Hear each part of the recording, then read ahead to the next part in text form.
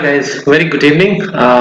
Welcome back. मेरा नाम है अजय परमार और आज हम बात करने जा रहे हैं एरेज की, वीबी एरेज की। एक आपको टिप शेयर करूंगा आपसे जिसमें काफी इजी हो जाएगा आपको एरेज को एक्सपोर्ट करना, अगर आपको उसको एक्सेल में लेके जाना है एरे जो आपने बनाया है। और ये वीडियो हम अपलोड करेंगे एक्सेल वीबी एरे की प्लेलिस्ट में, ये वाली। तो प्लेलिस्ट में जाके आप देख सकते हैं। आई थिंक ऑलरेडी इसमें 13-14 वीडियोस हैं, 2 साल पहले मैंने अपलोड किया था। तो आज का अपना टॉपिक स्टार्ट करते हैं फटाफट से।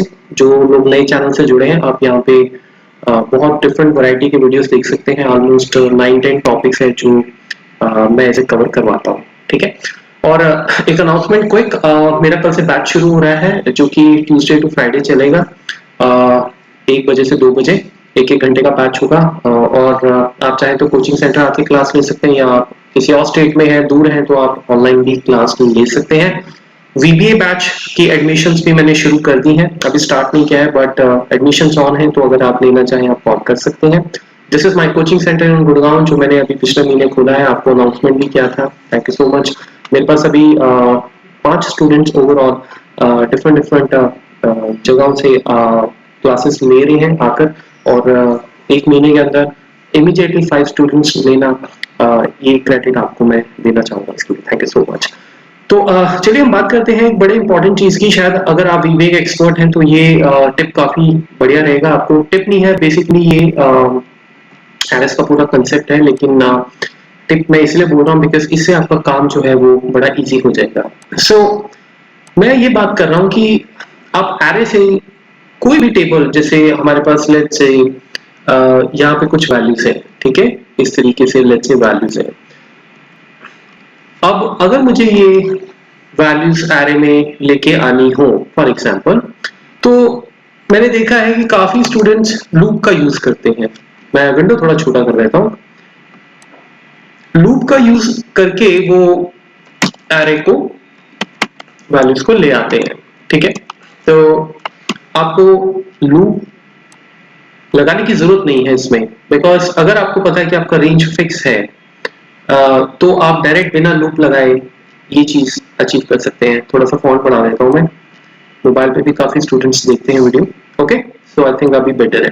तो आप लूप ना लगाएं, क्योंकि लूप लगाने से क्या है कि टाइम भी लगेगा, और वैसे भी आपको उसमें पूरा लिखना पड़ेगा कि जैसे 1 से लेके 6 तक आप लूप लगाएंगे। आप अपना डायरेक्ट एरे डिक्लेयर कीजिए, जैसे मैं करता हूँ ब्लैंक एरे, ठीक है। और हम यहाँ पे जाके एरे इक्वल्स टू जो भी आपका रेंज है, जैसे मेरा रेंज है B1 टू B6, ठीक है। तो अगर मैं इस प्रोग्राम को रन करता हूँ, ठीक है, ये बिल्कुल बेसिक वीडियो नहीं है, this is not for basic users या जिनको बिल्कुल वीबीए का ज्ञान नहीं है, ठीक है। सो लोकल विंडो में चलते हैं और मैं आपको एरे दिखाता हूँ। ये देखिए एरे अपने आप क्रिएट हो गया। आप देख रहे हैं यहाँ पे, राइट, हमारे पास ये एरे ऑटोमेटिकली क्रिएट हो गया, ये देखिए।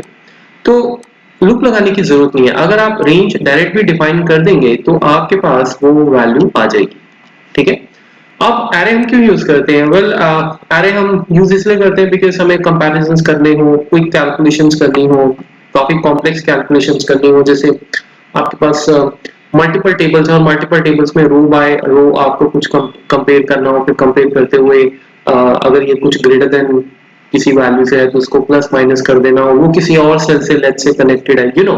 इस तरह के कैलकुलेशंस हम एरे के थ्रू करते हैं। बिकॉज ये भी काफी स्टूडेंट्स पूछते रहते हैं कि आप एरे यूज करते क्यों हैं, इसका रीजन क्या है, राइट।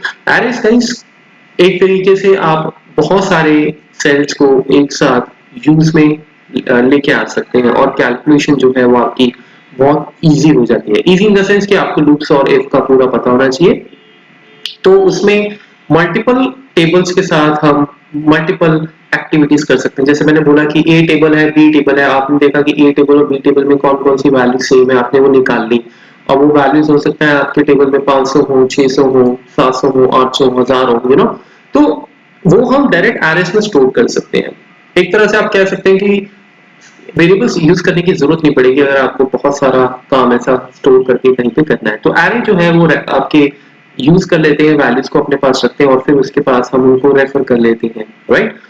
उनके इंडेक्सेस बन जाते हैं। अब जैसे अब सपोज आप देखिए, जब जब भी हम कभी किसी कंपनी में जब जाते हैं तो वहां पे आपने देखा होगा कि जैसे स्पेशली मैं आपको बताता हूँ कॉल सेंटर्स में, जब आप कॉल सेंटर के फ्लोर पे एंटर करते हैं तो due to security, data security issue, आपके मोबाइल्स वगैरह अलाउ नहीं होते हैं अंदर जाना, लेके जाना, राइट। तो आपके स्पेसिफिक लॉकर्स बने होते हैं, राइट, अगर आप कंपनी के एम्प्लॉई ऑब्वियसली। तो वो जो पूरा रूम है वो, जिसमें 500 लॉकर्स हो सकते हैं, अगर 500 सेटिंग्स हैं आपकी, तो वो रूम जो है वो एरे है, ठीक है। लेकिन उस एरे का नाम है, जैसे मैंने यहाँ पे ARR दिया है, लेकिन अब उसके अंदर 500 जो लॉकर्स हैं वो उसके इंडेक्सेस हैं।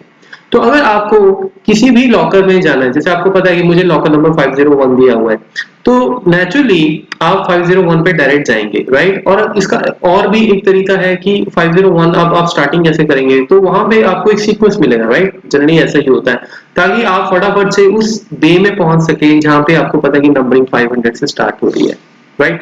आप अपने आसपास ही देखिए, BPO में जाने की क्या जरूरत है, अगर आप किसी सेक्टर में जैसे जाते हैं, जैसे मैं गुड़गांव में रह रहा हूँ पिछले 6 साल से, तो आपको सेक्टर का डिस्ट्रीब्यूशन पता लग जाता है। जैसे ही आप आगे रोड पे चल रहे होते हैं तो ऊपर सेक्टर्स के आपने देखे होंगे, arrows, right arrow, left arrow, वो सारा मिल जाता है, राइट।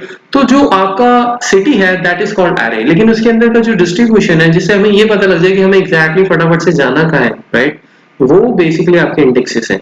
तो हर वैल्यू का एक इंडेक्स होता है और हम इन इंडेक्सेस के थ्रू उनको सर्च कर लेते हैं। सर्च क्यों करते हैं? ऑब्वियसली क्योंकि आपको उसमें कुछ कैलकुलेशन करना होगा, नहीं तो सर्च क्यों करेंगे, कुछ प्लस माइनस कुछ भी ऐसा करना होगा, राइट।